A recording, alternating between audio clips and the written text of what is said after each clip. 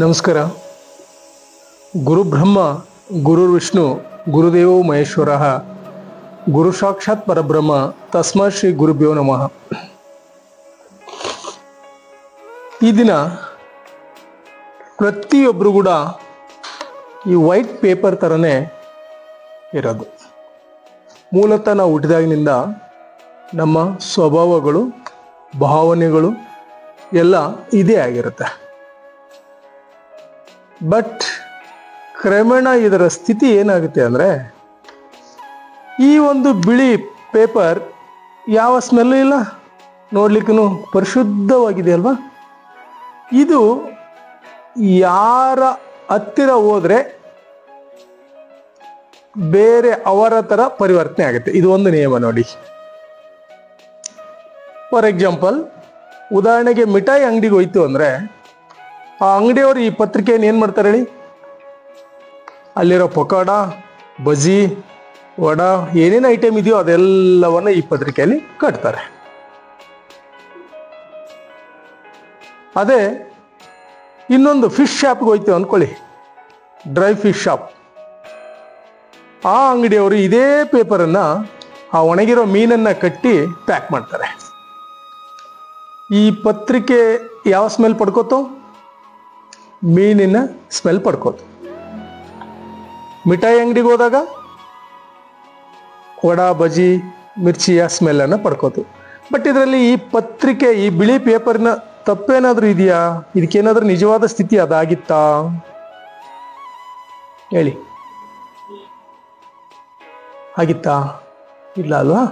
ಹಾಗೆ ನಾವೆಲ್ಲ ಈ ಥರ ಇದ್ದವರು ಫ್ರೆಂಡ್ಶಿಪ್ನಿಂದ, ಸಂಘ ದೋಷದಿಂದ ನಾವು ಈ ತೆರನಾಗಿ ಆಕಾರಗಳನ್ನು ಪಡ್ಕೋತಾ ಬಂದಿದ್ದೀವಿ. ಯಾವ ಸ್ನೇಹವನ್ನ ಮಾಡ್ತಿರಲ್ವ ಯಾರಂತವ್ರನ್ನ, ನಾವು ಅದೇ ಆಗಿರ್ತೀವಿ. ಹೀಗಾಗಿ ಆ ಸ್ನೇಹವನ್ನ ಪರಿಶುದ್ಧವಾಗಿರೋರ ಜೊತೆ, ಒಳ್ಳೆಯ ಆಧ್ಯಾತ್ಮಕದಲ್ಲಿರೋರ ಜೊತೆ ಇದ್ರೆ ಅದೇ ಸತ್ಯದ ಒಂದು ಘಟನೆ ಘಟಿಸುತ್ತೆ. ಜೀವನ ಅದೇ ಥರನಾಗುತ್ತೆ. ಅದೇ ಒಣಗಿರೋ ಮೀನು ಕಟ್ಟೋರ ಹತ್ರ ಹೋದರೆ ಆ ಸ್ಮೆಲ್ಲನ್ನು ನಾವು ಪಡ್ಕೋತೀವಿ. ಹಾಗೆ ನಿಮ್ಮ ಸುತ್ತಮುತ್ತಲಿನ ಪರಿಸರದಲ್ಲಿ ಸ್ನೇಹಿತರನ್ನು ಒಳ್ಳೆಯವರನ್ನಾಗಿ ಮಾಡ್ಕೊಳ್ಳಿ.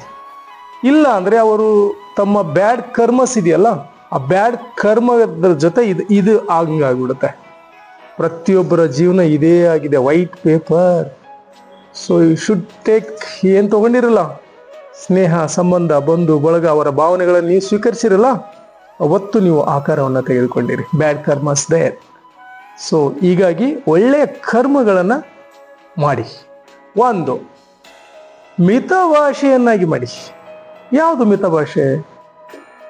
ಅವಶ್ಯಕತೆಗೆ ತಕ್ಕಷ್ಟೇ ಮಾತನಾಡಿ, ಬೇರೆ ಯಾವುದೇ ತರನಕ್ಕೂ ಅನ್ನೆಸರಿ ಮಾತನಾಡಬೇಡಿ. ಅತಿ ಮಾತನಾಡೋದು ಮೂರ್ಖತನದ ಲಕ್ಷಣ. ಮತ್ತು ಇನ್ನೊಬ್ಬರನ್ನ ಹೊಗಳಿ ಇನ್ನೊಂದಕ್ಕೆ ಮಾಡೋದಿದೆಯಲ್ಲ, ಅದು ಇನ್ನೂ ಮೂರ್ಖತನ. ಅದಕ್ಕೋಸ್ಕರ ದೊಡ್ಡ ದೊಡ್ಡ ಶರಣರು ಹೇಳಿದ್ದಾರೆ, ಇನ್ನೊಬ್ಬನ್ನ ಬೈದು ಹಾಳು ಮಾಡೋದಕ್ಕಿಂತ ಹೊಗಳಿ ಕೂಡ ಹಾಳು ಮಾಡ್ಬೋದು ಅನ್ನೋದನ್ನ ಹೇಳಿದ್ದಾರೆ. ಹೀಗಾಗಿ ಯಾವ ಮಕವಾಡಗಳನ್ನು ಹಾಕಬೇಡಿ, ನೇರವಾಗಿರಿ. ಸತ್ಯದಲ್ಲಿ ಸತ್ಯವನ್ನ ನುಡಿದಾಗ, so you have to good position. ಮತ್ತು ನಿಮ್ಮ ಆಂತರ್ಯ ಶುದ್ಧಿ ಆಗುತ್ತೆ. ಬಹಿರಂಗ ಶುದ್ಧಿ ಎಲ್ಲ ಮಾಡ್ಕೋತೀರಿ, ದೇಹವನ್ನು ಸ್ವಚ್ಛ ಮಾಡ್ಕೋತೀರಿ, ಒಳ್ಳೆ ಬಟ್ಟೆಗಳನ್ನು ಹಾಕತ್ತೀರಿ. ಆಂತರ್ಯದಲ್ಲಿ ಶುದ್ಧಿ ಇದೆಯಲ್ಲ, ನಿಮ್ಮ ಮನಸ್ಸು ಆ ಕ್ಷಣದ ಜೊತೆ ಆನಂದವಾಗಿರ್ಬೇಕು ಅಂದರೆ ಆಂತರ್ಯ ಶುದ್ಧಿ ಬೇಕು. ಆ ಆಂತರ್ಯ ಶುದ್ಧಿ ಇದ್ದಾಗ ನೀವು ಪ್ರತಿ ಕ್ಷಣ ಆನಂದದಲ್ಲಿರ್ಲಿಕ್ಕೆ ಸಾಧ್ಯವಾಗುತ್ತೆ. ಇಲ್ಲಾಂದ್ರೆ ಆನಂದದ ಕ್ಷಣಗಳನ್ನು ನೀವು ಕಳ್ಕೊಂಡು ಬಿಡ್ತೀರಿ. ಯಾಕೆಂದ್ರೆ ಈ ಕ್ಷಣವೂ ಸಾಗಿ ಹೋಗ್ತಾ ಇದೆ. ನಾ ಎಷ್ಟೋ ವಿಡಿಯೋಗಳನ್ನು ಮಾಡಿದ್ದೀನಿ, ಎಲ್ಲವೂ ಸಾಗಿ ಹೋಗಿದ್ದಾವೆ. ಮುಂದೆ ಬರೋ ವಿಡಿಯೋಗಳು ಕೂಡ ಸಾಗಿ ಹೋಗ್ತವೆ. ಯಾವುದು ಅಖಂಡ ಸತ್ಯದಲ್ಲಿ ನಿಲ್ಲುವ ಸಾಧ್ಯತೆಗಳೇ ಇಲ್ಲ.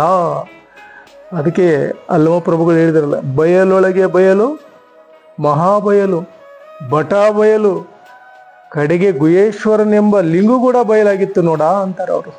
ನೋಡಿ, ಅಲ್ಲಮ ಪ್ರಭುಗಳು ಹೇಳಿದಂಥ ವಾಕ್ಯ, ಆ ತತ್ವ ಎಷ್ಟೊಂದು ಅಖಂಡ ಸತ್ಯ ಇದೆ. ಈ ಭೂಮಂಡಲ, ಆಕಾರ ಮಂಡಲದಲ್ಲಿ ಏನು ಉಳಿಯಲ್ಲ ಅನ್ನೋದು ಹೇಳಿದ್ದಾರೆ. ಬಟ್ ಈ ಕ್ಷಣ ಇದೆಯಲ್ಲ, ದಟ್ಸ್ ಪ್ರೆಸೆಂಟ್. ಈ ಕ್ಷಣ ಆನಂದವಾಗಿರೋಕೆ ಏನು ಬೇಕೋ ಅಷ್ಟನ್ನೇ ಮಾಡಿ.